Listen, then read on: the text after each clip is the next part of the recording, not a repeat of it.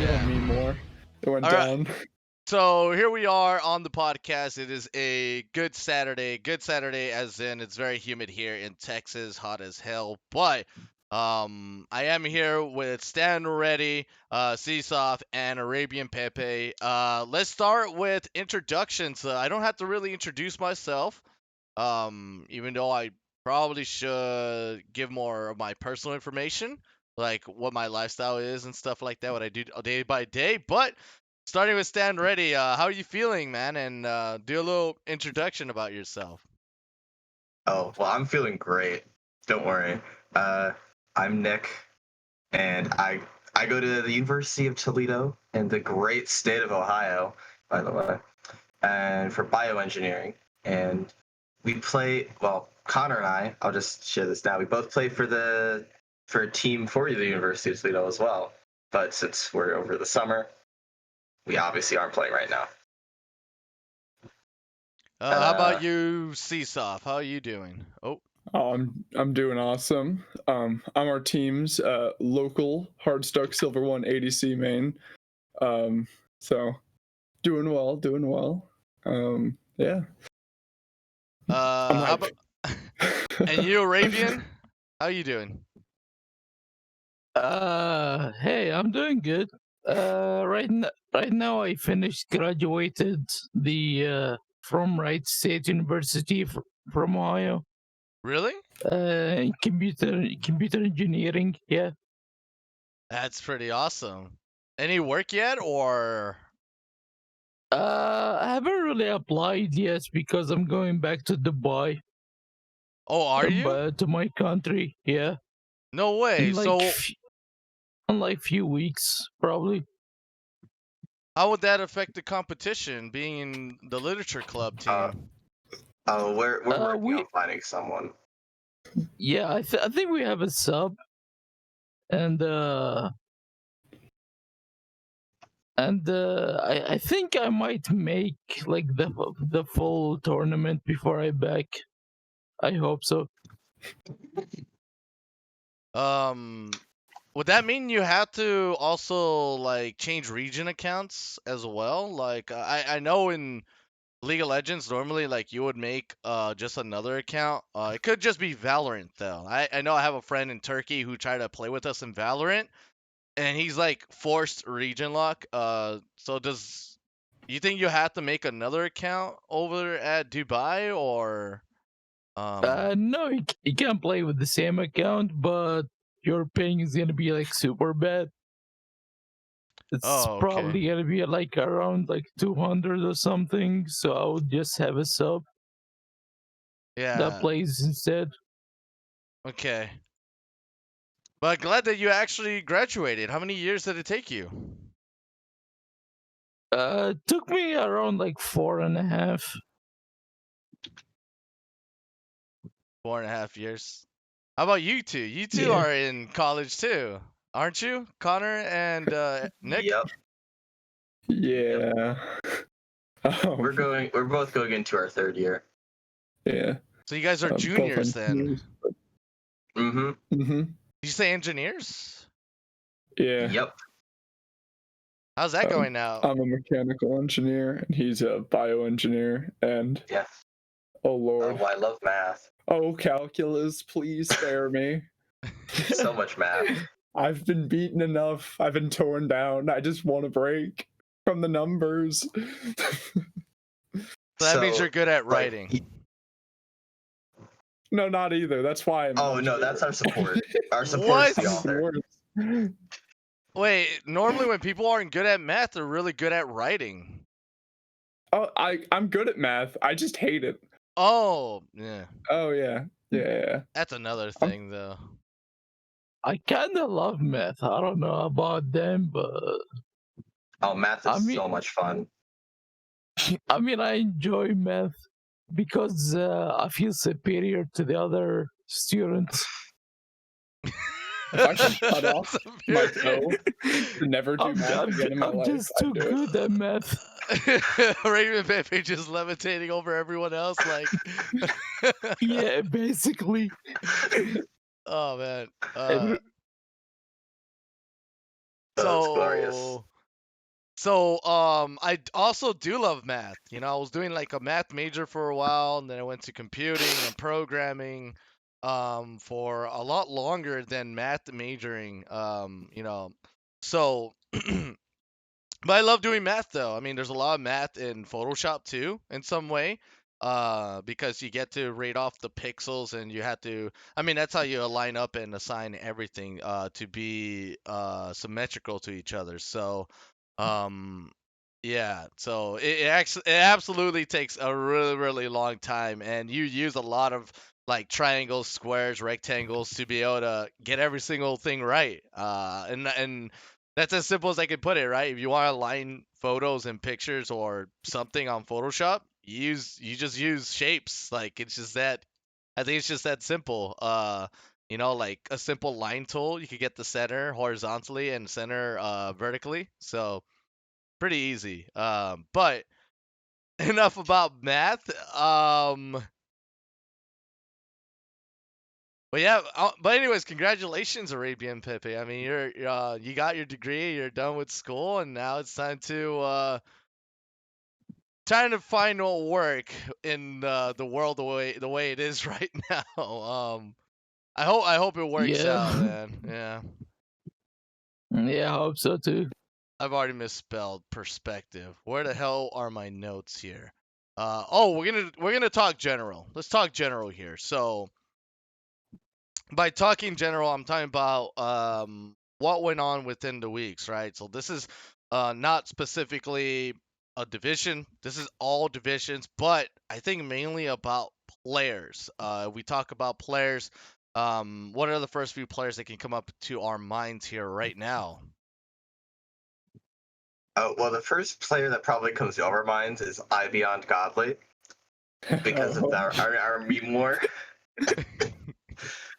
not for any like amazing reason, but literally just because of what happened in the banter channel. But he does Like, do I don't amazing. know if you saw though. that, right? I did. Yeah, he's great. Like, he can back it up, but it's just hilarious that we had a nice big meme war with him.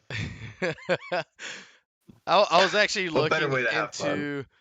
I was actually looking into Rule Shark because the word Rule Shark to me is still pretty new. I'm not sure if it's always been around or it was just something that someone just said and it became a meme. I think that's how memes are made, anyways, right? When someone just says Yeah. stuff like that. But Yeah. I Beyond Godly, I mean, I think he's like a hook master, you know. So maybe ban all his hook champs. I don't know, Pike, Oh yeah, Nautilus. he's a great hooker. Oh my gosh. You're gonna get more shade from him in banter, man. Just you wait. Oh, but it's so Me much and fun. Pepe will beat him We can down. reignite the memes. Yeah. We're coming back with vengeance. Yeah. Past that, I can think of Daltini Linguini. A, because he has a really memorable and funny name, and B, because he's good at what he does. I like him. I don't think he's actually lost the top lane yet. Linguini? He's in Solar. I don't think so. Yeah, Daltini Linguini. Yeah, that is true.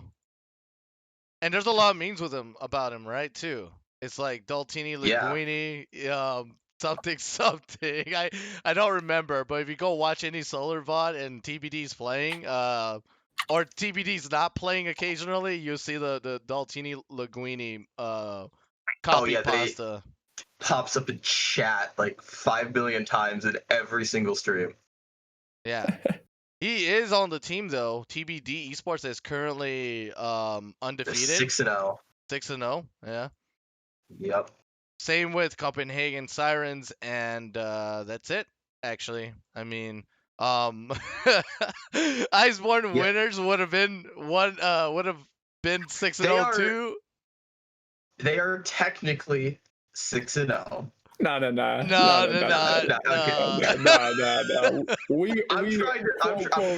to be nice, and it's like, nah. The Literature Club were the ones that took them down. Yeah. They will be the first team to take them down outside of the rim. We ended that game like 28-3, but we won. Yeah. Oh boy. Those 3 kills. I remember we were like 25 minutes into that game, or not even that, like 15 minutes into that game, and we all just like switched mentals to we're trying to win this. Got switched to I just want to get a kill. Yeah, I saw. Game. Yeah, no, at first we were wondering why it wasn't being streamed. It's like, wow, Iceport Winners Queue, they're like they're the golden boys right now. They should be streamed. Then we realized, oh wait, no, this is why it's not being streamed. This isn't entertaining. This is a stomp. But since you guys did win, we need to get the redemption arc. And now the next time it comes by, we need to broadcast your guys' game next. Oh, Yeah. maybe we'll win. Maybe we'll get more than 3 kills.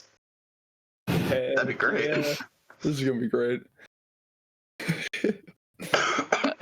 And I have a big mention for Professor Yi.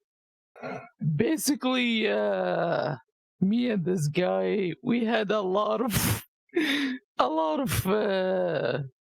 issues in ranked. Let's say there was a For striking vipers, right? There was a lot of private messages. We have a history with most teams. You'll find. What do these messages say? I did not know this. No, this was a long time ago. I don't think he remember. He don't think he remembers, but probably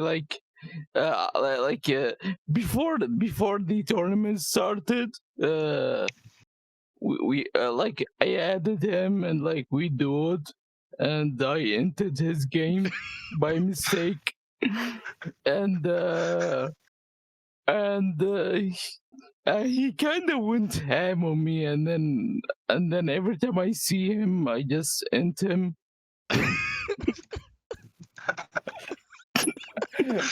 Felt good beating him though. Oh my gosh. Can't get a win in solo queue. Can't get a win here either. Pepe all the way.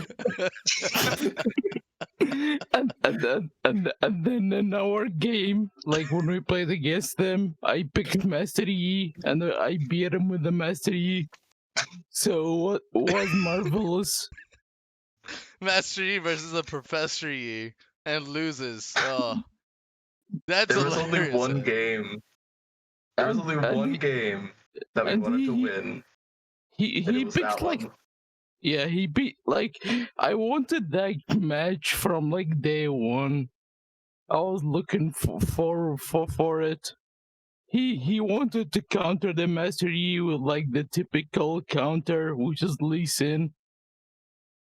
But apparently he's a Master Yi player, so he can't really play Lee Sin. Lee Sin is too hard for us. Oh. I'm gonna miss you, man. I'm dying here. I'm like crying, laughing. Oh my gosh. So there are a couple of people, right? Besides Ibion Godly, there's also Cabri from Killshot Gaming. Another person. There aren't that many supports that do really well, but those are like the 2 I can name that do really well. And obviously we haven't seen enough TBD Esports, which is the #1 team right now for Solar Division, to see all the #1 potential spots. But definitely Daltini Linguini is one of the top players in the top side along with Ko. But there's like so many more people that I gotta like start remembering. Sorry if I didn't say your name, Stan. Already, you're already here, but no, it's fine. I'm not. I don't deserve that. And then Mahar as well. Mahar, a little bit of leche, which is weird because leche is milk. I didn't mean to say a little bit of milk, but a little bit of that player himself. I mean, it's a little bit back and forward. I think he lost to Lego Legends actually.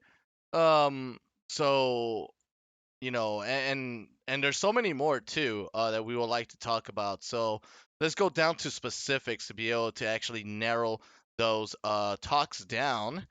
And we should talk about oh crap, the Solar Division first. I know you guys are the Wednesday crew, but here in the Solar Division, I mean, let's start with game one, right? It's Killshot Gaming going against Interstellar. Killshot's picks are Jack, Set, Azir, Varus, Thresh.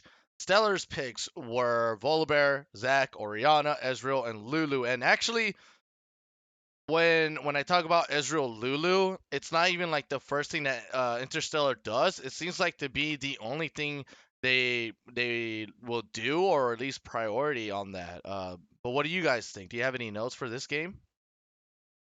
I despise Ezreal. Just as a champion, hate that champ. So, I was rooting for the other team the entire time. I just love to see Ezreal lose. That's all I got. Wait, you said Interstellar versus Killshot, right? Yeah, Killshot. Yeah. All right. Are you sure that's what it was? Is it not? I'm just double checking. I have the battle file open, and it says Interstellar versus I1 and Hyper versus Killshot. I'm just making sure. It should be rounds 5 and 6 on the Battlefy. 5 and 6. You meant this week. All right. Yeah. Okay. Yeah. Unfortunately, I was not able to watch these games just because we had a scrim and I was busy working beforehand, so I couldn't watch any of them. So I'll let these guys take care of them because they probably have more information on them than I do. But I can bring them up. Anything from you, Arabian? Oh my god. Yeah, I am.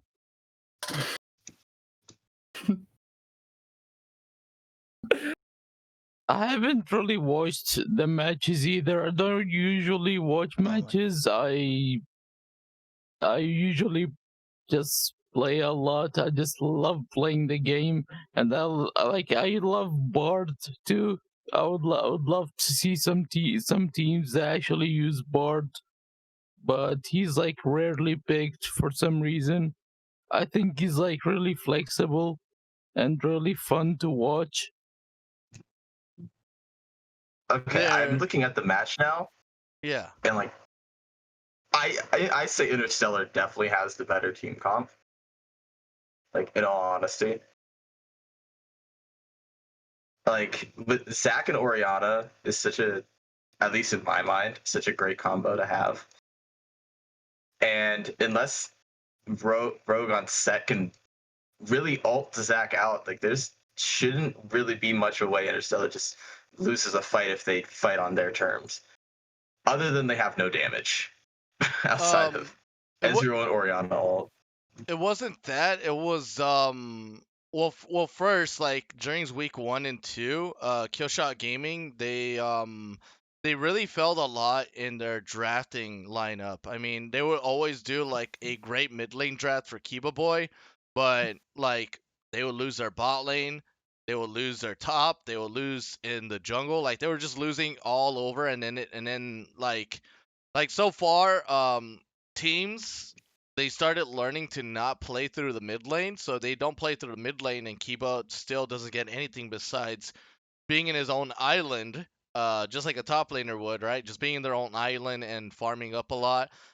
So but now around this time in week 3, we saw the Jax, Set, Varus, and Thresh picks were our very, very solid picks for them. It seemed like Interstellar should have been able to counter them, beat them, because they got like the Ezreal, Lulu, and the Volibear. But Jax just obliterated Volibear. Jax was like probably over exaggerating, but it was probably like 20 and 0 against the Volibear. It was just He was that. 7-1. Yeah, it was bad. It was really, really bad. And there was a point where Rogue was also so ahead in the jungle. like he was getting dragon objectives. He got the Rift Herald. By the time he got Rift Herald and Jax killed the Volibear, Volibear didn't have like the teleport or his flash anymore, and they just like ran down that top side. It was like it was really good momentum from Killshot Gaming, but um I believe that was the game where they got like an early inhibitor, if I don't remember or I don't recall, but they still and in fact, you know, all these games from Solar Divisions were just all under 30, I believe. I think so. I mean, that's crazy if you really want to think about it. Especially considering what the average game time is, probably about 30, a little over it. And then I don't know what the average game time in Gold and Platinum is, but as a whole, I'm pretty sure it's about 30 minutes, a little over maybe. So the fact that they were all under 30, like I think the longest one here is 29 and a half. Yeah, 29 and a half. But the shortest one was 21 minutes. Yeah. Like that's just crazy. We did see a Bard But you know, game, good though. on all of them. Yeah, there was a Bard game, Arabian, but Bard seems to not be anyone's lingo, though. Fennec on TBD went 3-1-13 on Bard. That's something. Well, not TBD, but at least most of the people's lingo. Saw Bard on Sacramento State, which they are still. Okay.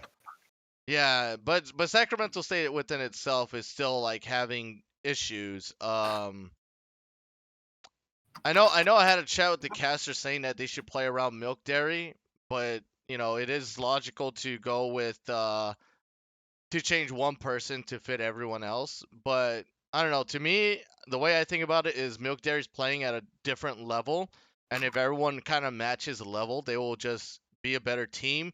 If Milk Dairy falls back and matches the level of the rest of the team, the rest of the team just hasn't been doing really good so far.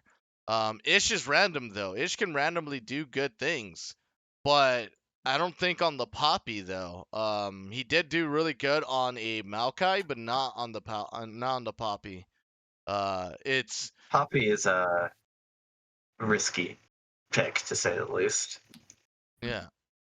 Because like, I mean, they had Gragas, which shores up having a better disengage tank top lane, but like, they don't really have much consistent damage, and then they're going against Nautilus, Set, and Shen. And then they don't really have the damage to kill Cassiopeia either, considering Fizz can't really get to her. Like, I just don't think their draft was good this game either against Killshot. I'm looking specifically at the game if you hadn't figured that one. Oh, no problem. But like by what I saw the first 2 weeks, McDurry Cal's arguably their best player without a doubt. And yeah, like, if everybody else on Sacramento can play to how he's playing, they'll probably be doing a lot better. Like, I'm honestly surprised they're 0-6 still, right? Well, now, right? Yeah, no, they're 1-5. But like, still, I expected a lot from them in week 1. And now I'm kind of meh about them, I guess is a good way to put it. I believed in them. Now I'm on the fence. What do you guys think? Other two here.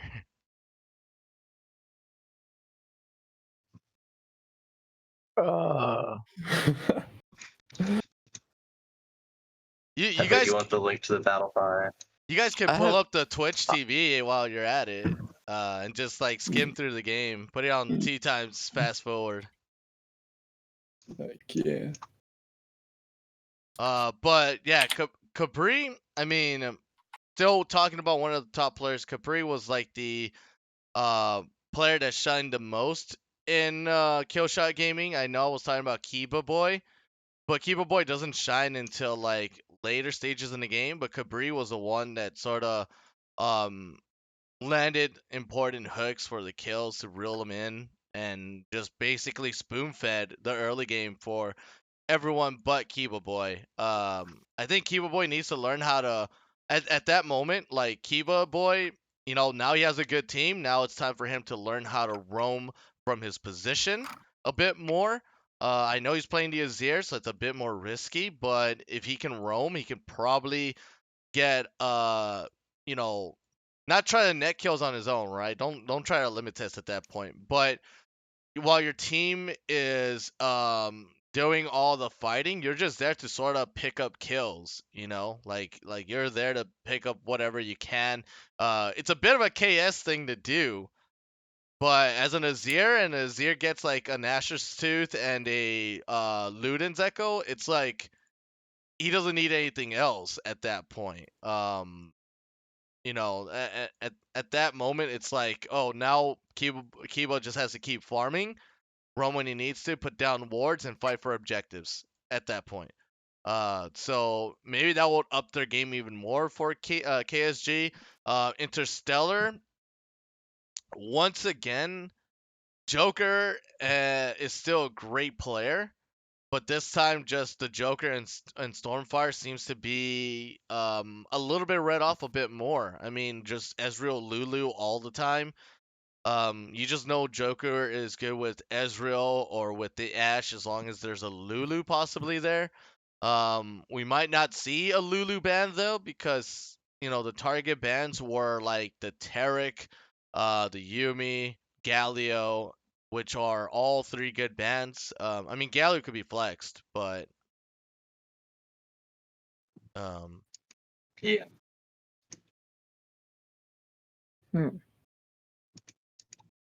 I I mean, don't think Yumi's gonna be an issue anymore. Because like every time I see her in my ranked games, she's always out of mana. Like the nerfs were too strong, and Volibear I think is good in solo queue, but I don't really think he's good in competitive because I feel like he doesn't have enough like he doesn't have enough carry potential and he doesn't have enough tankiness. He's like a bad hybrid. You want like a full carry or a full tank. That's what I feel like. and that's where Juggernauts come in to prove you wrong. That's why Set is a great pick. Yeah. Jack was a good counter against Volibear too. Jax is a pretty good counter to it, yeah. Shen's Yeah. another good one. Only have a couple games as Shen against Volibear, but Shen's pick rate is Do you not 0. like my Shen? Shen's ban rate is 0, I think, right? Have you guys I can guarantee his pick rate is not 0. you guys played Shen? I did play Shen. All right. That's our Did you guys kryptonite. win? Yeah, we won that game. That was our game against Striking Vipers Academy, I think is what they're called. Yeah. No. Yeah, whatever the Striking yes. Vipers team in Eclipse is. Yeah, it's Academy. It's Academy. My bad. So and that was a Stecco versus Costa. So Costa pretty much helped out even way more along with Capri. Next game is AE1 going against Big Draft Energy. So yeah, shoot. I wrote down the players instead of the picks. Oh no, I but can tell you the picks right here. So there's Yeah, Set. So for A1, it's Set, Fiddlesticks, Victor, Caitlyn, Senna, which is kind of an odd draft, I'll be honest. And then there is, for Big Draft, it is Mord, Kayn, Syndra, Lucian, Thresh.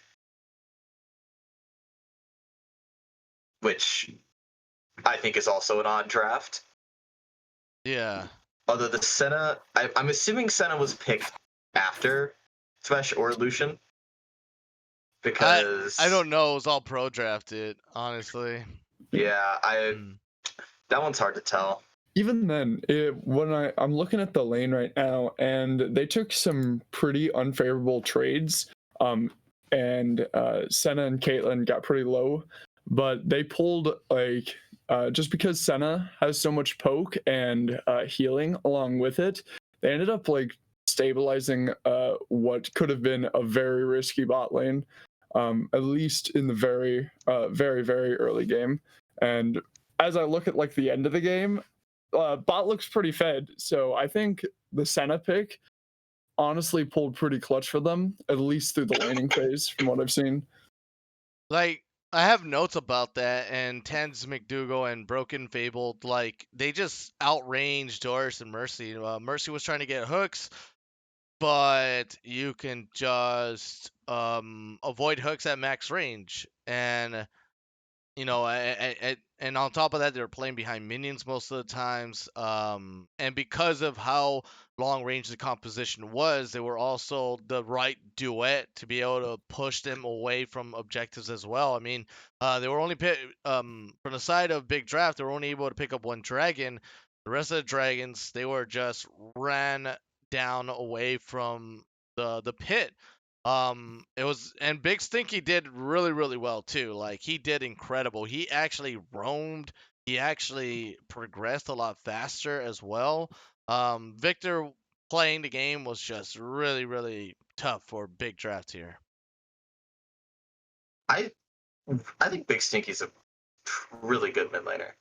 Like, as far as everyone in solo goes, like, none of the mid laners are particularly bad, but like, I think Big Stinky's a pretty stand up mid laner. And most anyone is able to knock out 0-20 on Victor early. I'd say he's at least pretty decent. Anyone that could do that. But like, my biggest problem with him is I think I've only seen him play scaling good team fighting based mid laners, which isn't bad. It's just like, variety's the spice of life, you know? Yeah, no bursty mid laners like Oriana, Syndra, Nakali, Yasuo.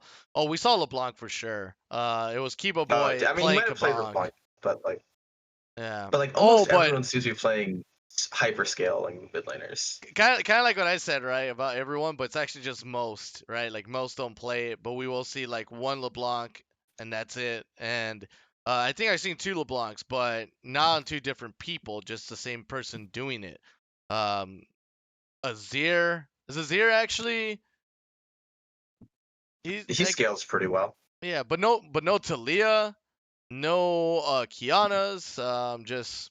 Oh, Talia's just not good. That one's easy. But at least in the jungle, though, right? I mean, she's still good jungle. She's as far as I'm aware, yeah. But I don't see her. I don't play her, so. One of our people that play with us a lot, he loves Talia, but really dislikes the fact that, at least in his opinion, Talia isn't really playable below like Plat in the jungle, just because the stuff that she does isn't very intuitive to lower rank players. But I guess like obviously there are Plat players here. It's just she's not one of the easier junglers that can just turn off your brain and look at other lanes to see what's going on. You actually have to like think a lot about every single camp and how you're going to kite it out and stuff, which makes it a little bit harder. I think he's trying to say she's not Trundle. Oh, yes. Or Olaf. Are those the two most popular junglers in PRL right now? Are they Olaf and Trundle? Do you know that? Yeah. In Academy too, sorta. But in game 2, I mean, I wanna, say that in the side of AE, Big Stinky and Icarus are the most consistent players. And BDE fell short, especially in the bot lane, by getting overpowered by the Caitlyn and Senna from Tens, McDougal, and Broken Fabled. So I really wish we could see the draft order for this, because there's no way he picked Lucian into Caitlyn. I think that They could he's have better locked than in that. Caitlyn Thresh, and then they could have locked in like the Caitlyn. Sorry, the Lucian Thresh first, and then they locked in the Caitlyn Senna after. That could have been like the huge Yeah. possibility there. I hope that's what it was, and that they didn't draft either Lucian or Thresh after Caitlyn and Senna. That'd just be in poor taste. So game 3, Big Draft Energy and Hyper. I mean, they once again Big Draft playing in this game was a lot different. This was actually more of a bloodbath. There wasn't really much of macro play being put out. There wasn't really much wave clearing play to being pulled out at all. They all drafted like late games Vladimir, Cassio, Aphelios, the Caitlyn Morgana is what gets to me a little bit there. It's an old um it was an old duel that used to work so well until they brought in Rakan and Zaya, right? But The true duo. yeah, they literally like put out a throwback, but it didn't work out that well. Because even though you don't get pushed by Nautilus, like the auto attack still goes off. Like and the engage too. You're only putting away some of the damage. Yeah. I've also think the- asked our local Vlad main from our team, and he says that like Cassiopeia is a really hard matchup, if not like hard counter to Vladimir. And I'd be interested to see what the draft order was on that, to see if if they purposely picked the Cassio to counter the Vladimir, or if the Vladimir just thought they could push straight through that. To me, it seems like Which- Vladimir was a blind pick here because they were the red side. That means Okay. they had opportunity to last pick Vladimir, and they didn't. And that's just unfortunate, especially because like I feel like there's a lot of better mids that could have gone into the Cassio to kind of abuse her early that would have been able to help out with not that Pantheon really needed it, but help go do stuff with Pantheon even more. Even though Pantheon got Mongo fed. Holy crap. Yeah. I have to imagine that Pantheon is really good into Rengar. Like, you know exactly where he's coming from. So if he jumps at you and you E, like if the Rengar holds their abilities, sure, that's be a problem. But what Rengar holds their abilities when they jump?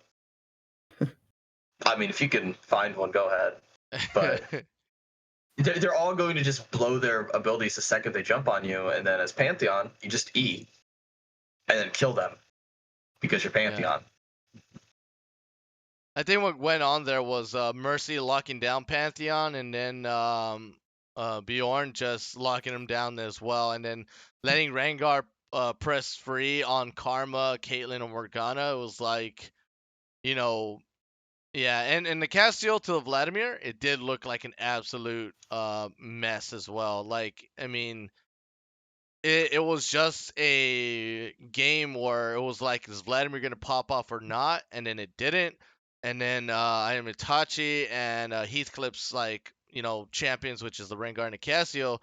They were the ones that popped off. But honestly, it could have been Bjorn's or Urgot at that moment. But he did get the MVP afterwards because he did amazing. Because after a while, I am Itachi on the Rengar started like feeding his butt off. Because he already has the burst at this moment, so he kept on jumping in, tried to burst down, and instead got binded or trapped and stunned like the Pantheon would. And then you just die as Rengar if you get CC. Yeah. Especially considering he was building basically glass cannon. And then I talked a little bit about SSEG, which is the Sacramento State Esports Gold team here. Once again, they go with a Poppy pick. They went with the Gragas, the Fizz, Ezreal, the Bard. The Bard didn't do well. The Ezreal did not get to have that late game potential. The Fizz was an all-in champ, but they had an all disengage champ from Gragas as well, and an all disengage champ from Poppy as well. So I felt like there was like no synergy between like a Gragas Poppy to the Fizz. Maybe it could have been a little bit different there.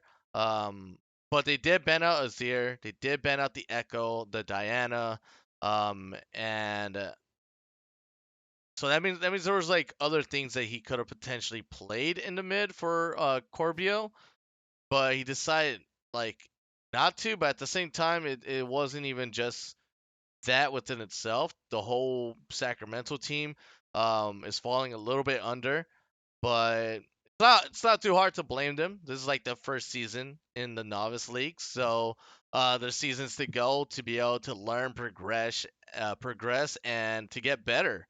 But if I was the team to get better, I would try to get to the level that Milk Dairy is. Milk Dairy, I see the potential in him. I think he's doing good.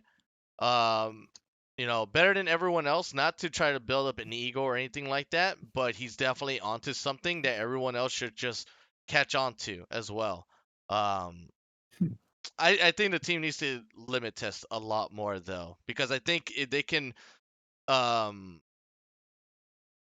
get Milk to tower dive because it just feels like he can. It feels like this guy is that aggressive to where I think they can literally like practice tower diving people, and Yeah, you just especially with the bard.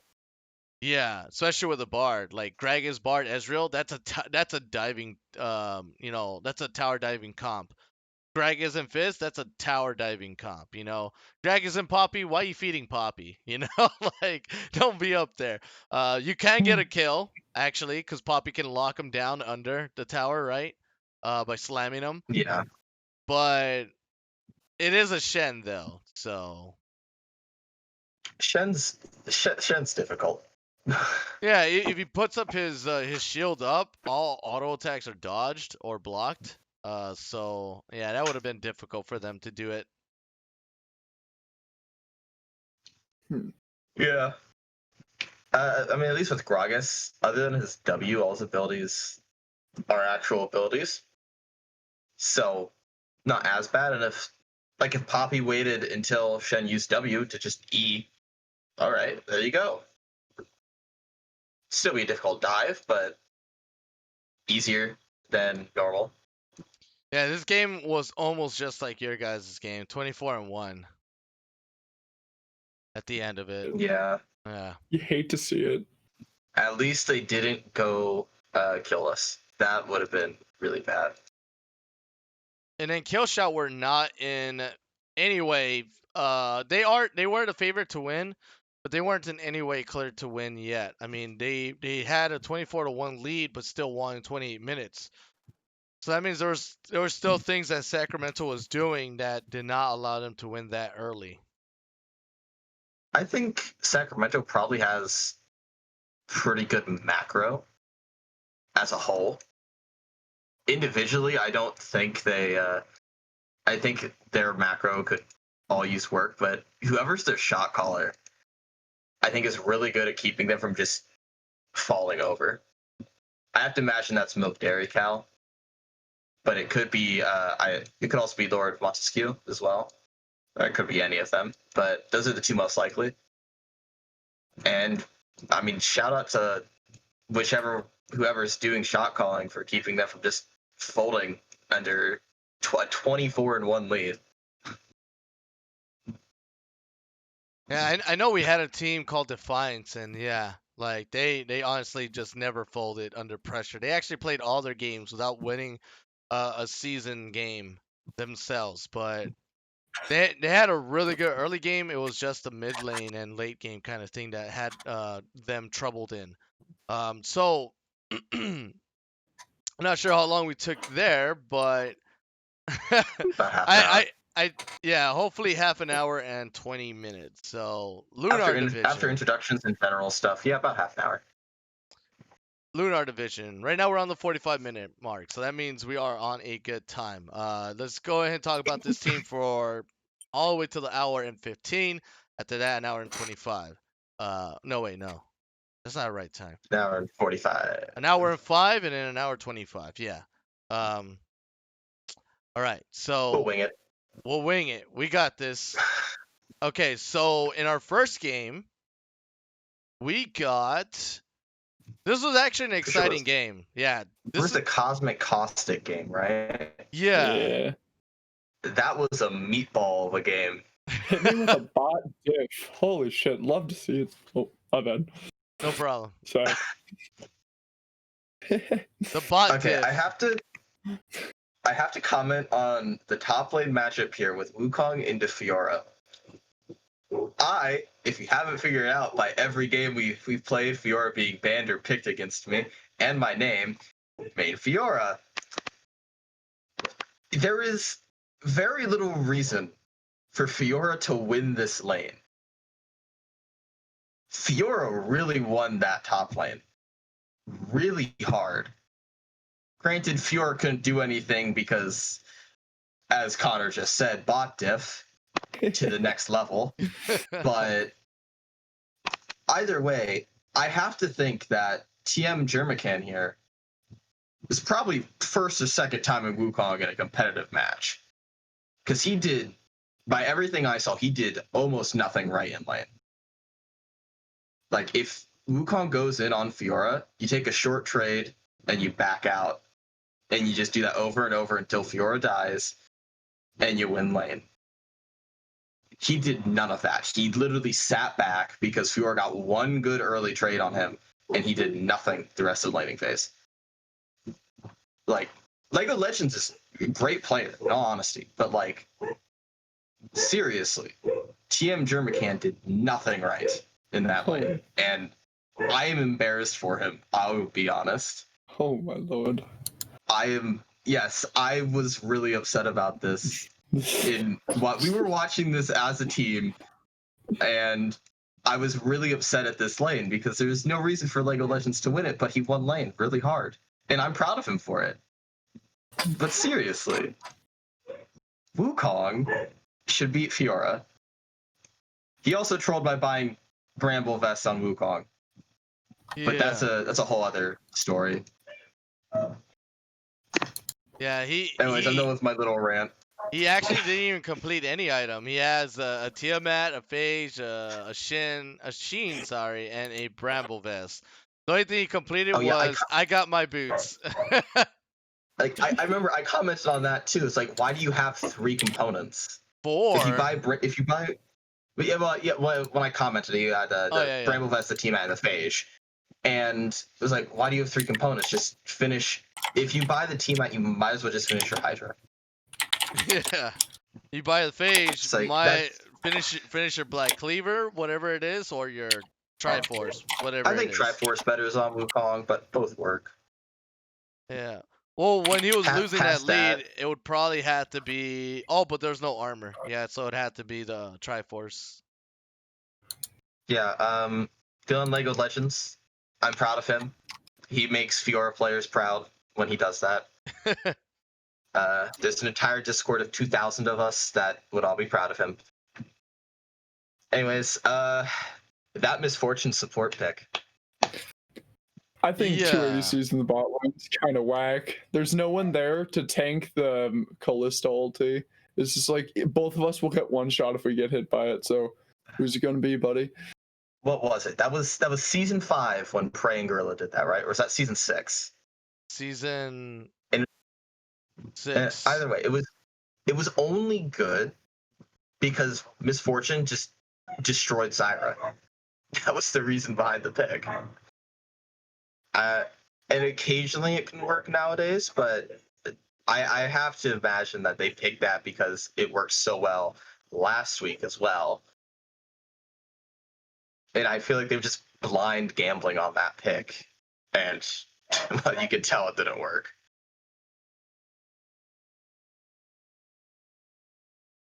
Oh my gosh. I can respect the fact that they went full AP, full dedication to the pick, you know. So at the very least, they have that. They're dedicated. All right, Right, we so haven't let you talk on this. Go ahead. no, I actually forgot about some things here. I hate that this thing's notifying me. It keeps on blocking our friend here. Um, hold on. I actually did forget about this. So in the responses, we had responses last time. I didn't say anything about the solo responses because they only say it's TBD esports. Um, and it's just what did you think? So there wasn't really anything comprehensive about that besides TBD esports. Just number one. There was something here that someone said about Lunar Division, saying that is black. Sorry, wait. Is Pawn Sacrifice Black overrated though? So is Black Pawn Sacrifice Black? Are they overrated? Well, let's talk about the games, right? So, Pawn Sacrifice Black lost to EQ Storm. That was off stream, so that doesn't really. Actually, both of the games were I off mean, stream. EQ Storm. What Oh no, no. they're tied for second in Luna, right? Yeah. Yeah, they're a good team. I have to give them that. And And then I mean, there wasn't really a way to say if Pawn Sacrifice Black were overrated or not because they did go against Merc Square, which aren't doing so well, and they just they dominated that game completely. I this was a 32-minute game. well, I mean, there's still a couple of macro plays that Pawn Sacrifice like really couldn't suffer through. I know the Nico plays were pretty good though. Like I like Mowgli that the Nico. cat, yeah, played insane. But I Shrimp feel like the Nico pick was ballsy. and Like I Shrimp's can respect it. like Shrimp's hijacks weren't good. But you could tell Nico popped off though with 27,000 damage. But it was all Tate no Yushia. He was 42,000 damage in the game, with 45% Only. of it. Yeah, I don't think they're Like, overrated though.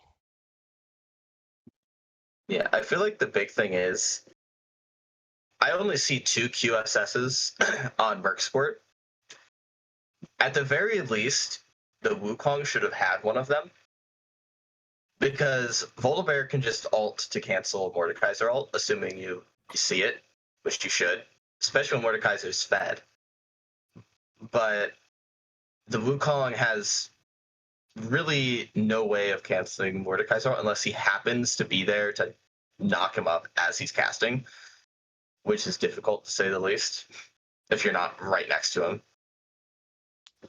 So And I let's feel open up another conversation. By the way,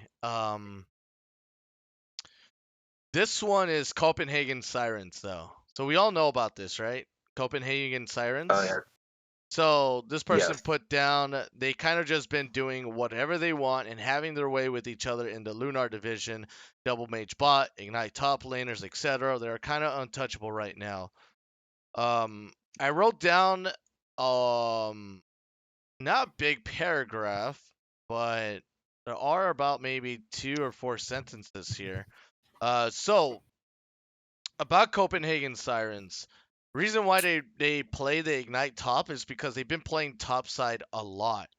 So you don't need a teleport if you're not playing bot side a lot, right? So you're not having Mahar running down from top to bottom because he needs to, is because they just dominate the early game bot side.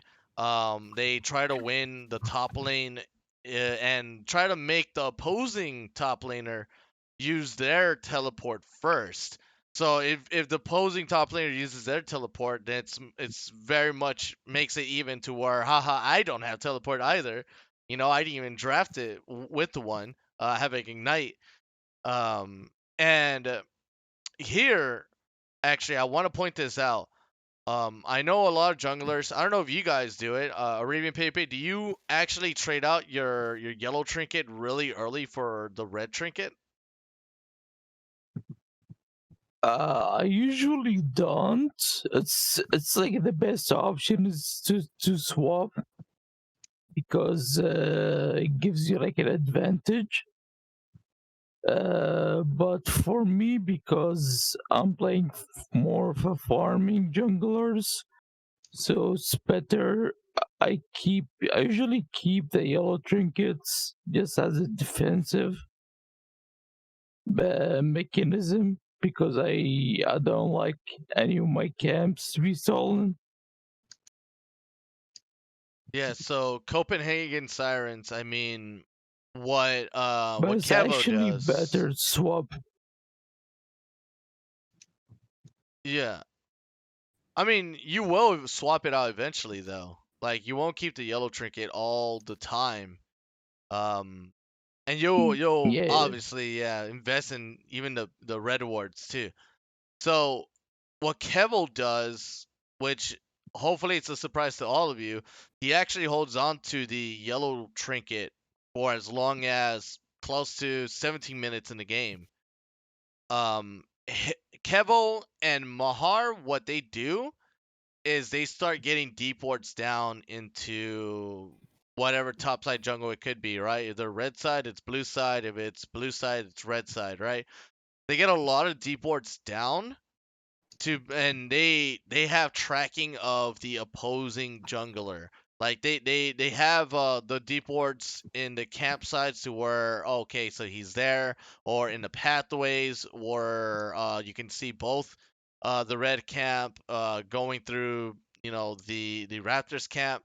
They do that every single time. Like their ward scores are normally double or triple than anyone else's because for your red trinket to even count as a ward point is like you got to find wards to destroy, and these guys are just they put a lot of yellow trinket offensively to discover where the jungler is, and then they put red trinkets as a defense on their own lane or in one of the paths.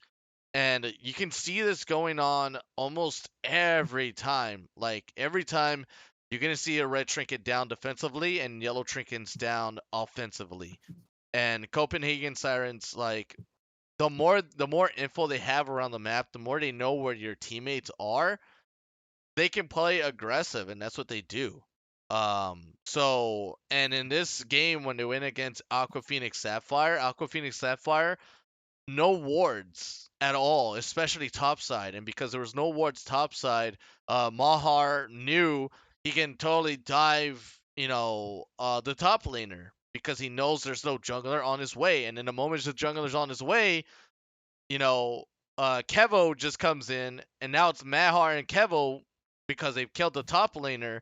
The jungler normally after that he goes and attacks the wave, right? Like you died, I need to clear the wave so the tower doesn't die, and then they both dive him, and it's like, you know, the setups here are so damn good. Like they make easy 1v1s or 2v1s under tower. Um, and they know how and when to set down wards too. If there's no dragon objectives, time to set down wards. There's no Rift Herald objectives, time to set down wards. And you can see it where Aqua Phoenix Sapphire also when there was no dragon objectives, there was too many warding around the red side bottom half of the jungle from their blue side than there was on their red. And if you look at the game, like it's just the whole dragon side is warded, but for what? Like there's dragons not up until the next 2 minutes and 30 seconds, and Copenhagen Sirens are pushing topside at the moment, and they have the whole side of that side warded in their favor. So untouchable is because they know where you are, you know. So you don't get to fight them first; they get to fight you first. For them to become touchable at that point is you gotta I guess in a way you got to be expecting to clear out a lot of wards in your own side jungle. The moment you clear your own wards, then is the moment that either they're gonna take a read or they're gonna start an advantage. So by starting an advantage, I mean they're gonna start something at the opposite end of the map. But if you don't have deep wards yourself, you don't even know where they're going to be regardless if you took down a couple of wards either way. So it's a double-edged sword there. Yeah. I remember from the game on Tuesday where Maharin, was it Kivo or Kevo? That you Kevo. said for the Yeah, sorry, it's Kevo. Kevo. Yeah. And version Levy or Levi, it doesn't really matter that much. He was there. He was farming the wave under tower, and they literally just dove him. And the I'm just gonna say the Graves.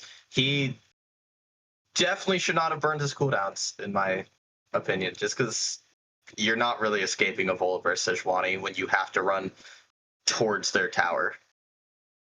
Not when they have so much catch potential in CC.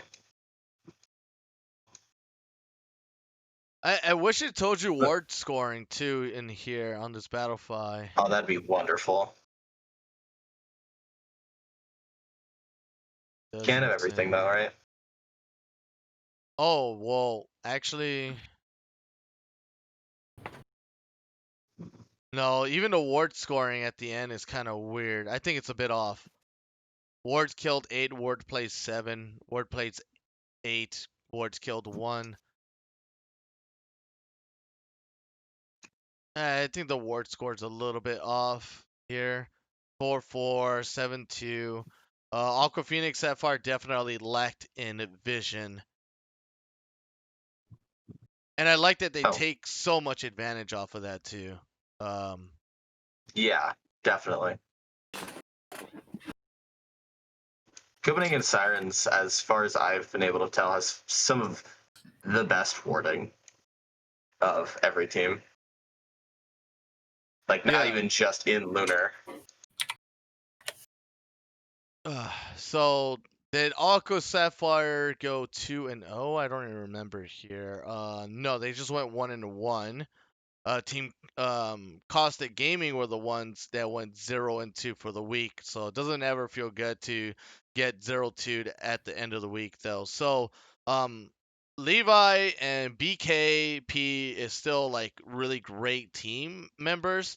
Unlucky Canadian is a bit average, but that's okay because he's a top laner.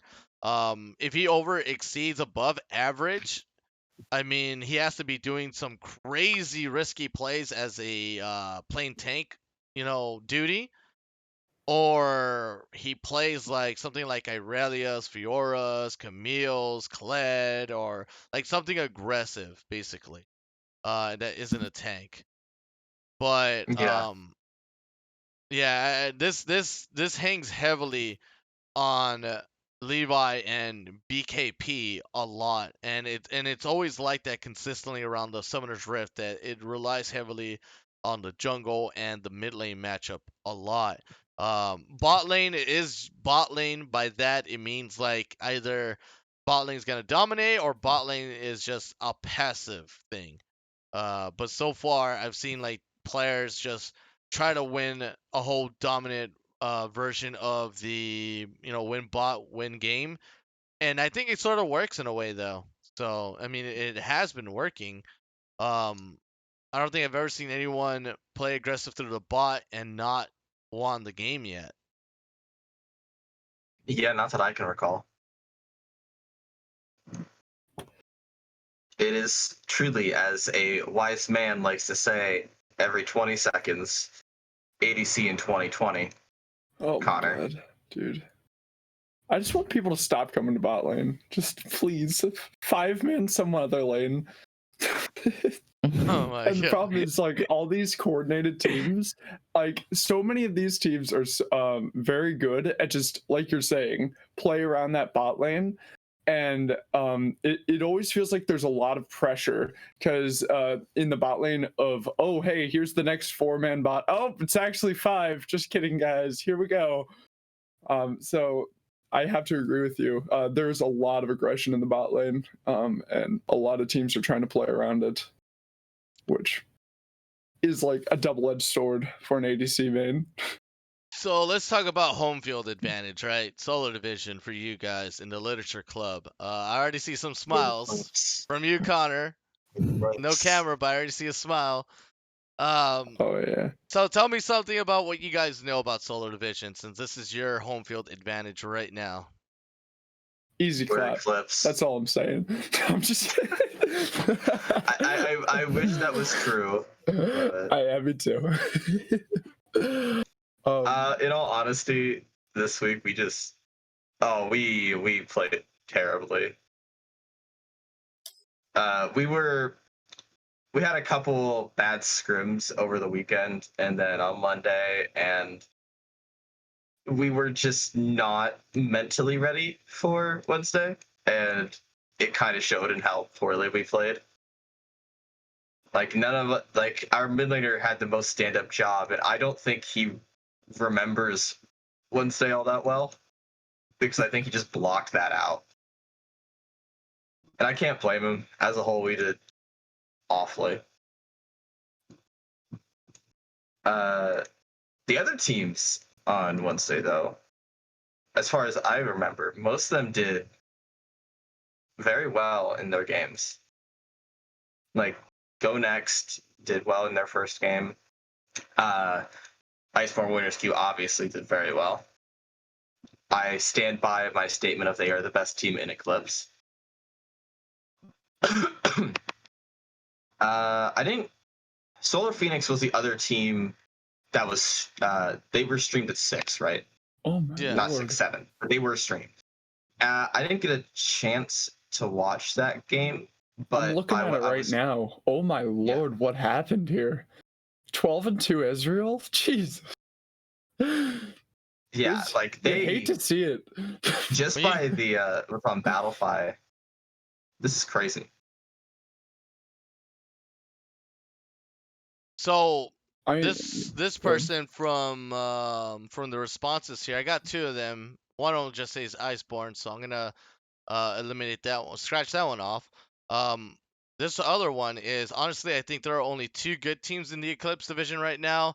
Literature Club, just kidding. Solar Phoenix That was beyond conflict. and Solar Phoenix and Iceborne Winners Q. The rest of the teams haven't looked that good or haven't had convincing wins. I am in Against agreement lower- with that statement.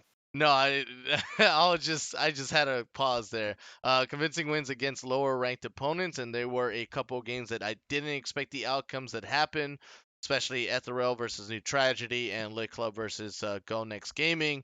I haven't followed much of the other divisions, but I do think that Solar Phoenix and Iceborne Winners Q have a strong chance at winning the rest with how dominant clean most of these games are. Do you guys agree with that one though? Like Solar Phoenix and Iceborne Winners Q Oh yeah, are just definitely. yeah. So where does that put everyone else at though? Like who would try? All right, so I think Iceborne Winners Q is definitively the best, and then I'll argue that Solar Phoenix is second. Have they played each other yet? Let me check. I mean, if I look at the 7th round, they have played each other, and Iceborne Winners Q won. Yeah, and in all obviously. honesty, Iceborne Winners Q would be 6-0 if Glitch did not forfeit them on a technicality. Oh, that's so true. I was they are definitely the best team in Eclipse Division, without a doubt. Past Solar Phoenix, though, I did think Ethereal Esports was like easily a third, but they went 0-2 this week. They went 0-2 this week, right? Yeah. Yeah, they did. I think they did. So that knocks them down. I automatically did not place us. I placed us like in the middle because I'm pretty sure we're definitively not the worst, but I know we're not good enough to be the best.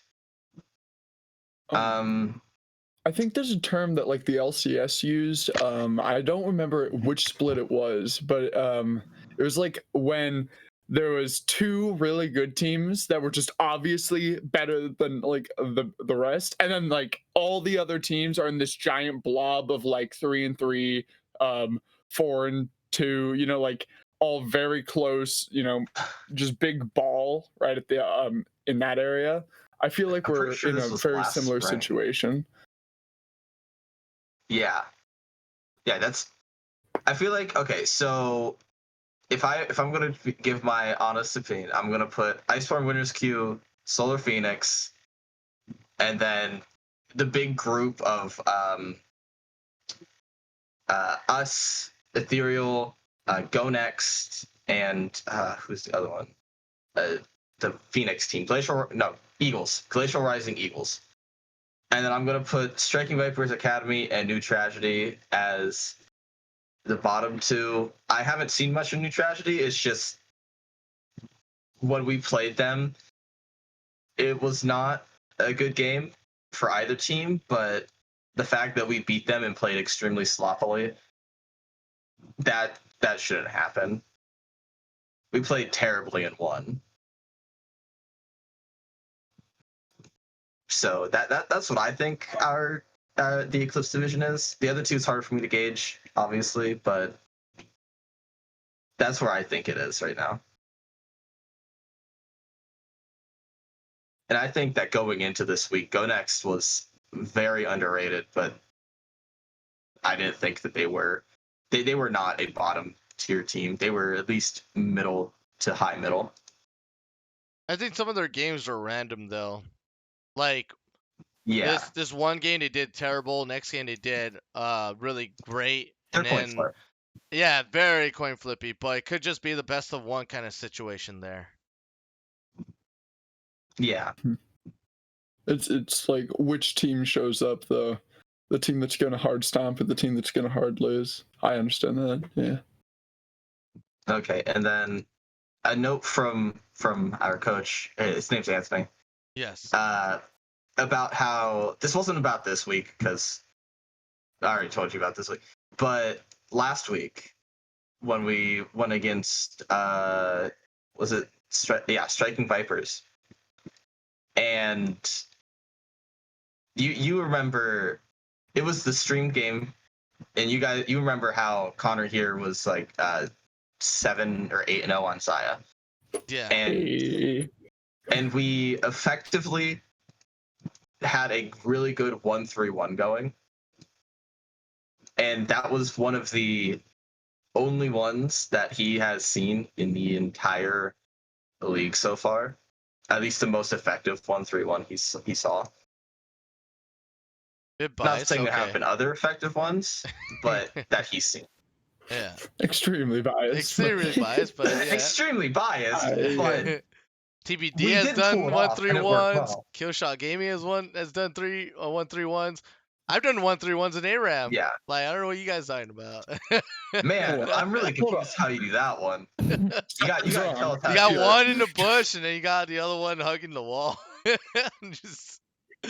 But yeah, he's obviously biased, but still, at least in Eclipse, there haven't been too many good 1-3-1s that we've seen. Yeah. Everyone just normally like either one lane Meatballs just hit gets it fair. trumped or yeah, it's huge meatball fiestas everywhere. Those are the best games though. Just constant team fighting. Also, Yeah, that's what you like as an ADC. Also poor choices between like a dragon objective and just pushing a lane first, you know? There's a couple of them. Yeah. Or getting a dragon and not ending the game. There's like a couple of poor choices like that I've seen. But you guys didn't make any of those, yeah. Oh yeah, no, not at all. Never. No way. Not at all. There's no way we would never do make that. a decision like that. I love doing that. I want to see who calls us out on that. That'll be funny. So based off the games or that we've watched or casted, because it's staff, right? I did this one. Who are the strongest teams from each division, and who do you have the most confidence in winning the whole tournament from each division? Also, which team, if you had to choose one, would you say is the wild card in terms of from them and how they will finish in the standings and overall in the season? So, best teams out there, I still strongly believe it has to be TBD Esports, Dynamax Evolution, and Killshot Gaming from recent. The wild card from that division, I would say, would have to be Interstellar. For the B side, I'll let you guys do yours too in a bit. For the B side, we got Copenhagen Sirens, Team Cosmic, and Aqua Phoenix Sapphire. My wild card will be EQ Storm, only because they still play good together, but can they keep up with each other? I know they did tell me like they didn't have a style, and I felt that way too, where the style has to be there. But they are still a wild card because they're just playing without a style right now, and if they go into the best of 5 games, the teams that are solidified in about around everything, they will potentially just lose it all without picking up one game. And if they do pick up one game, then they might just be able to hold on to that momentum for themselves. But they have to be able to adapt though. For the Group C, I would say Iceborne Winners, Solar Phoenix.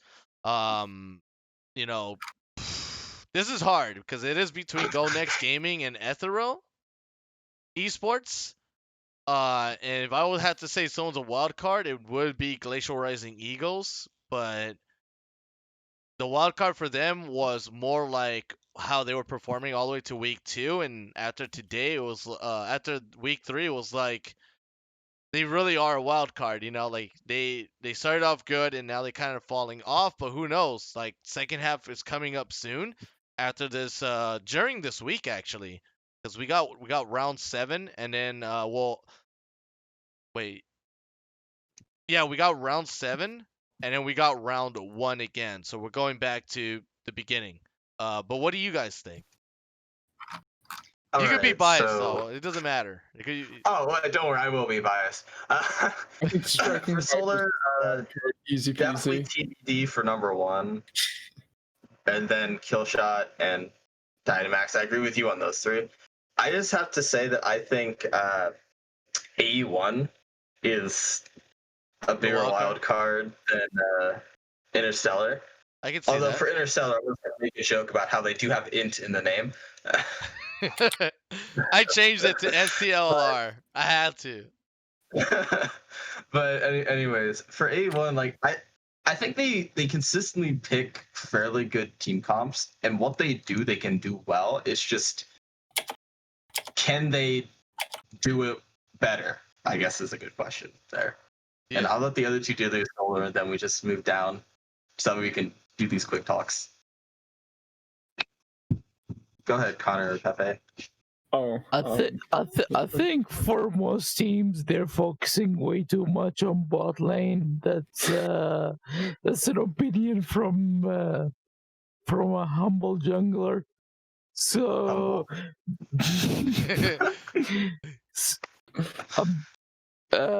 basically, like, there is way too much ARM happening, and I think bruisers are the best at like these fights.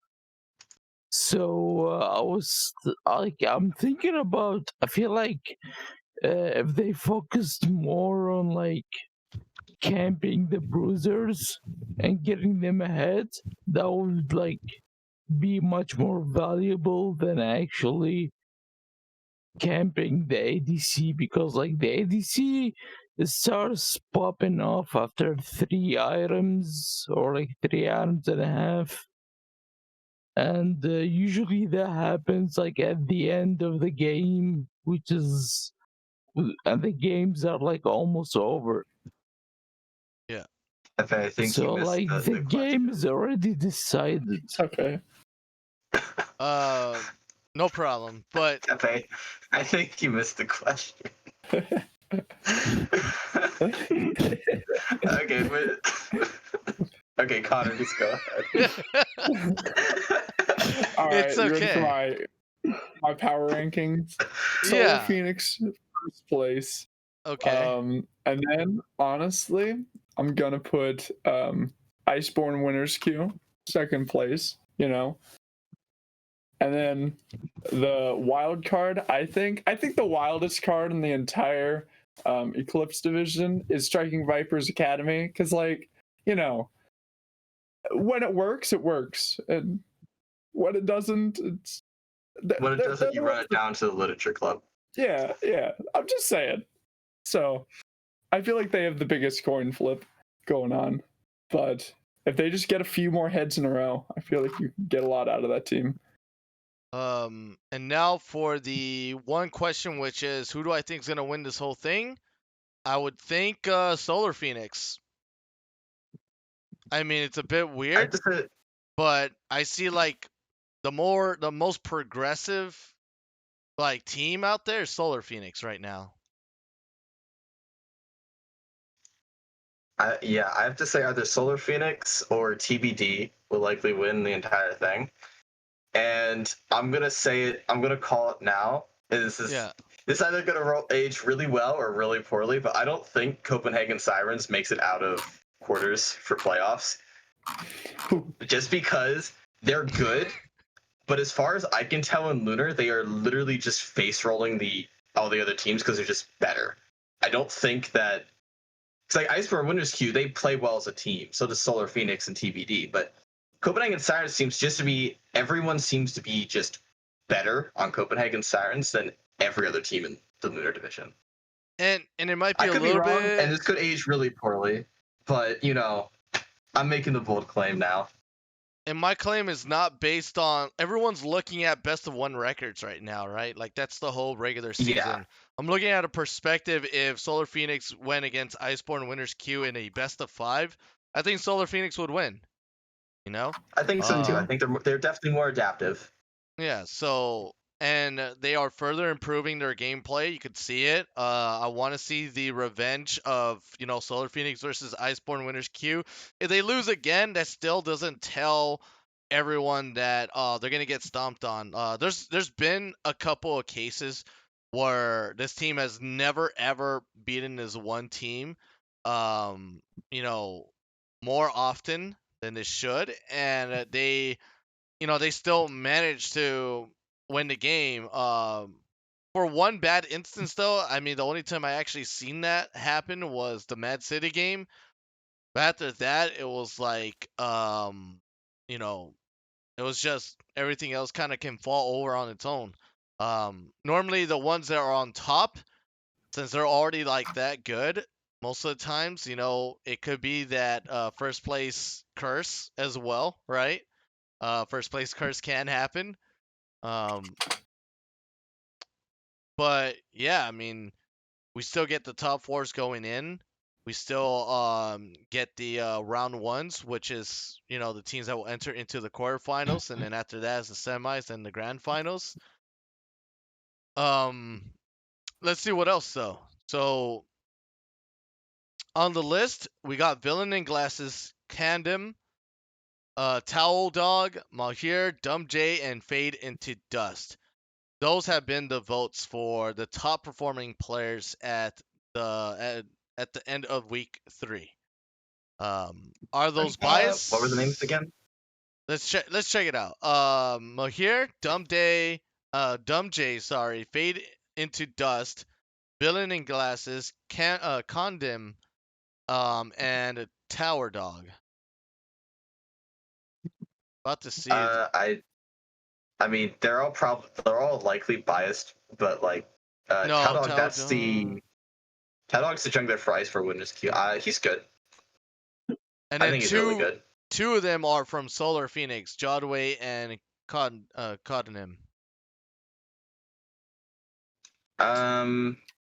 We haven't actually played them yet, and I think every stream game they've had has been at the same time as ours. So Fade into Dust is into EQ Storm, Dumb J is into Caustic Gaming. No, I think it's pretty well rounded. Yeah, that okay. Yeah, it's not really too But biased. they did forget about Cabri. They forgot about what do you call it? Capri, Ibion I Beyond Godly. Godly. Yeah. Cole. They forgot about Cole, which actually no, he didn't do good this week. He got stomped. Um, Costa. Costa did good. Icarus did good. Big Stinky consistently good. Vincent as well from Dynamatics Evolution, but we didn't get to see him, but he's good. Tate no Daltini Linguini. Yushia, huh? Daltini Daltini Linguini. Linguini. Yeah. Yeah. Levi from Alka Phoenix. Adrenaline TV, TTV from Caustic Gaming. Jermican from Team Cosmic. There's no one in Striking Vipers Eternal because we haven't seen too many games, unfortunately. Merc Squirt, obviously, Mowgli the Cat. Uh, yeah, so still a lot of people. Yeah. And then Malhir and Kevo. Malhir and Kevo from Copenhagen Sirens. Yeah. Are they both from Copenhagen Sirens? Mm-hmm. I know my hair is, but the other person. Those guys, yeah, Kevo is Copenhagen. Those guys Alright. are the dynamic duo that people should be shutting down, and you're not shutting them down in team fights. You're shutting them down in vision control. Yeah, you do that. Copenhagen Sirens loses part like 90% of their strength. You guys can make the list off of what I've mentioned, and then also don't be if the staff is not able to make a list for you all, like let us know what you think in the comments. You know, on YouTube comments or in my office, the MightyRai's office. If we can all agree to making like a document and a couple of people who can sort of nitpick the best players, maybe management, anyone that's been watching a lot of the Novice League games, yeah, we could do something like that. I mean, it would just be as good, to be honest. I mean, if the staff is the only one that gets to decide, you kind of have to wait until the staff does it, right? But right now I got other And things to staff are do. slow. Huh? Oh, Staff are slow. it's I don't know. It's just the responsibilities, right? Like when we do the staff recruitment, the thing that we don't ever say or mention is, oh, you're gonna be responsible with, you know, the what the hell? Oh, with the top picks and stuff like that by the weekly. So it's already not their responsibility. You know what I mean? It's just whoever can do it can do it. If they can't, then then they can't do it. If I'm doing it though, which I really do want to, but the way I want to do it is by getting like your guys' offer as well on the top players of what you all think. You know what I mean? Um, but I'm going to go ahead and quickly go with the top player listing of week 2 because we didn't get to do a week 2 fundamentals, on the podcast. We're doing a week 3, unfortunately, here. We missed out the train last week. Tempura Shrimp, Jewel Soil, Fade into Dust again, Lego Legends, Business Trooper, Otto, Kevo, T-Fed, Amari, the Sirens, the whole team. Very biased. I'm just gonna scratch that off. I Beyond Godly, Towel Dog for sure. Big Stinky and Caps. So there's a bit of consistency on top players. In fact, I did forget about one major player out there, which is Kiba Boy.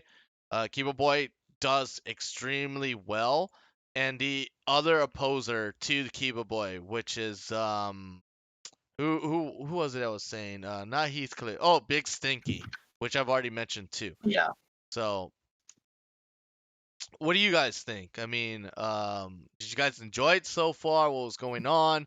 We're already at our limit here, so is there's any like last conclusions that you guys would like to say or be thinking about?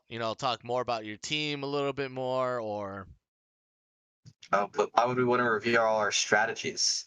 no? We got Well, secrets. you don't have to. Eventually, I will. Eventually, I will. But Here, our greatest strategy is if we don't know what we're doing, how can anybody else? If There we're we not go. looking at you, then you can't be looking at us. We can't. It's perfect. Anyways, I'm just glad because I have to fit it in. So we already talked about Ice War Winners Queue. I think as a whole they're a great team, except for Neon Fire. If I'm gonna be honest, I have to get a little bit of flame in. He lost lane to me. How dare he? How dare he? He is Diamond 4 in Flex, and Oh. he lost lane to me. Sitting in Silver 100 LP in solo duo. Wait till I And get he's in Diamond 2 and flat TFT, four. and I'm gonna rub in all your faces. Like, look at me, guys. Diamond 2 with 3 games played. How could you? I remember back because Connor and I would do CSL for Toledo, and there was one guy we won against. He had like he showed up in the lobby as Diamond 1, and we were like, well, something's not right here. Yeah, no, he's just Diamond 1 in TFT. Casually. Yeah, cause the customs lobby will always show your highest rank in wherever you're the highest rank in. Yeah. Yeah. It just happened to be TF2. Anyways, the list of players he said. I agree. Did you say Daltini Linguini though? I didn't hear you say him. No, I didn't. No one's mentioning him, which is super weird. Maybe it's just a meme. Yeah, that's super weird. Like, I know. sure he's a meme, but like he's good. At least by what I've seen, he's good. Do I have a double feature stream for TBD? I should for this week. TBD big draft. I couldn't get double feature stream for TBD because they're going against Sacramento, unfortunately. Oh. Yeah. Oh, that sucks. I'd rather see the Dynamatics Evolution going against Big Draft Energy on that same time slot. Ooh, definitely. Yeah, that's gonna be a really good game. That's gonna be a good game. Anything else? I forgot the schedule's already posted. Oh yeah. Anything else you guys would like to say, Connor, ArabianPepe? Today I had a weird game.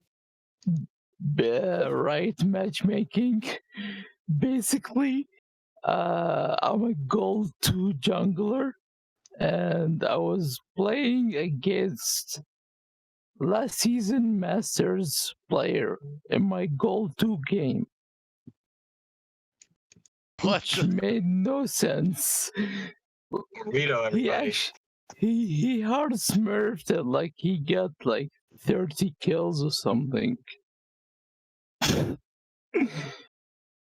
But yeah, Riot fix matchmaking, please. Well, all right. So we have our first game against Solar Phoenix on Wednesday at 8. There's gonna be a smash somewhere in there. It's gonna be a bot diff in either direction. I don't know. I don't care which way. So one team's getting bot diffed. Just one of us is getting bot dipped. Yeah. I hope we're the ones that have the better bot lane. One of us is going 20-0, the other one's going 0-20. No exceptions. Are we gonna watch that one? No, that one's off stream. We're on stream at 9 against Ethereal though. I had to choose between first place versus third. Currently, who's third right now? Yeah.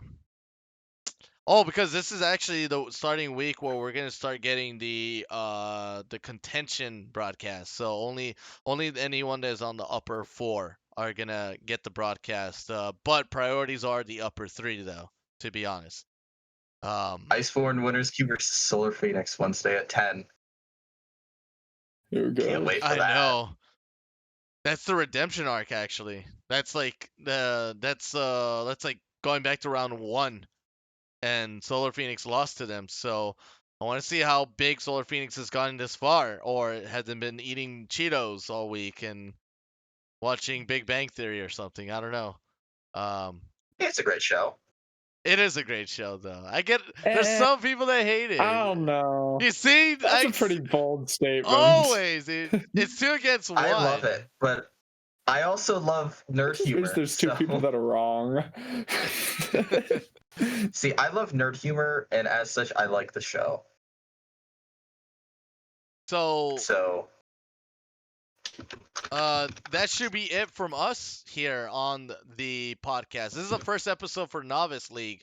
If you guys see a lot of rights or wrongs of what's going on and what's happening, don't worry too much about it.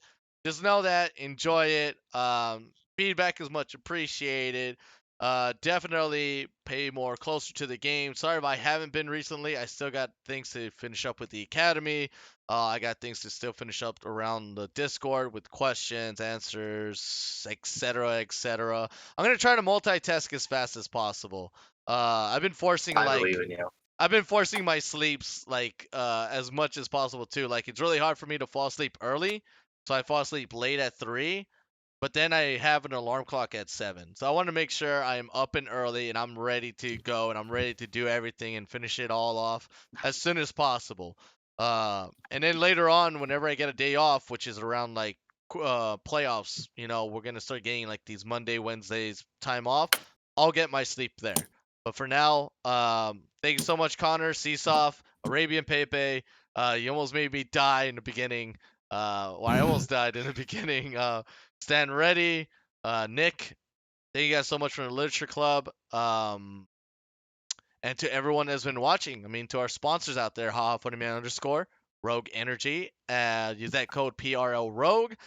Jasper George at jasper-george.com. And if you don't know us yet, if you're just watching randomly on YouTube, we are at the Phoenix Rising League TV on twitch.tv.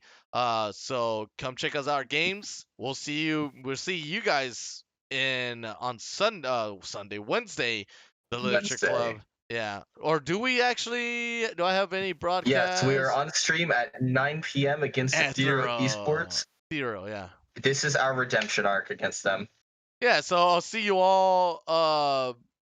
See you all Wednesday at 9 p.m. Eastern. Yep. See you on Wednesday. Hopefully we aren't first timing 2 champions again. Oh my God. Okay. Yeah. Right. Yes. First game, we lock in Voldemort for Pepe, and then because we weren't using Pro Draft, our support accidentally locked in Kane, which Pepe had never played. Oh gosh. He was looking up, literally on one monitor looking at a pro guide, and on the other monitor doing his clear. Oh no. There's so many Kane tricks too, like the shift walking through like the terrain and how it gets you to the camps a lot quicker. Yeah, it's pretty cool though. If you know how to do that really smooth, but yes. I helped him as best I could in a guide. Thank you guys so much to much support. We'll see you all in banter chat when this thing goes live. I'm pretty sure. Yeah. What time is it? I gotta see how long it takes to upload. Yeah. If it's not enough time to upload before the games tonight, I will do that later on tonight. While I'm asleep possibly. But thank you guys so much. Have a great one. We'll see you all next week and next time on the podcast with, I don't know who the guests are for the next one, but please, need more volunteers, need more guests, maybe a special guest somewhere. Thank you all so much and have a great one. We'll see you all on the Rift.